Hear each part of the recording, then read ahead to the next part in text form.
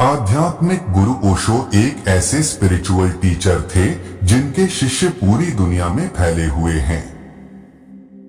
अपने खुले विचारों की वजह से जहां उन्हें लाखों शिष्य मिले, वहीं कई मंचों पर उनकी निंदा भी हुई। उनकी मृत्यु के 25 साल बाद भी उनका साहित्य लोगों तक उनके संदेश पहुंचा रहा है और लोगों का मार्गदर्शन कर रहा है। आइए जानते हैं उनके द्वारा कही गई कुछ अनमोल विचार। उस तरह मत चलिए जिस तरह डर आपको चलाए, उस तरह चलिए जिस तरह प्रेम आपको चलाए, उस तरह चलिए जिस तरह खुशी आपको चलाए। किसी से किसी भी तरह की प्रतिस्पर्धा की आवश्यकता नहीं है। आप स्वयं जैसे हैं एकदम सही हैं। खुद को स्वीकारिए।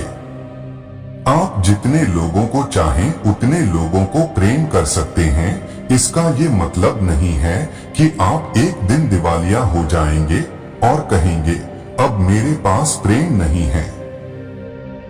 जहां तक प्रेम का सवाल है, आप दिवालिया नहीं हो सकते। सवाल ये नहीं है कि कितना सीखा जा सकता है, इसके उलट सवाल ये है कि कितना भुलाया जा सकता है। मित्रता शुद्धतम प्रेम है। ये प्रेम का सर्वोच्च रूप है जहां कुछ भी नहीं मांगा जाता, कोई शर्त नहीं होती, जहां बस देने में आनंद आता है।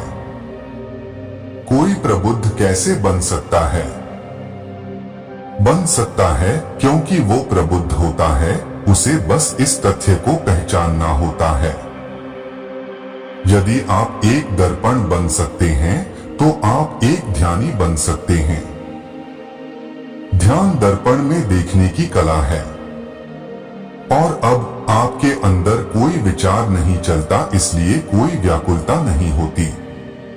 जिस दिन आपने सोच लिया कि आपने ज्ञान पा लिया है, आपकी मृत्यु हो जाती है, क्योंकि अब ना कोई आश्चर्य होगा, ना कोई आनंद और ना कोई अचरज। अब आप एक मृत जीवन जिएंगे।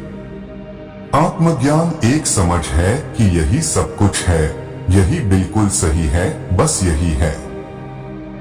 आत्मज्ञान कोई उपलब्धि नहीं है, यह ये जानना है कि ना कुछ पाना है और ना कहीं जाना है। जिन पुरुषों की छाती पर बाल नहीं होते, तो समझ जाना कि ऐसा लोगों का व्यवहार सबसे अलग होता है। यह दूसरे की मन की बात जान लेते हैं पर अपनी मन की बात किसी को नहीं बताते। इन लोगों पर भरोसा कभी भी नहीं करनी चाहिए।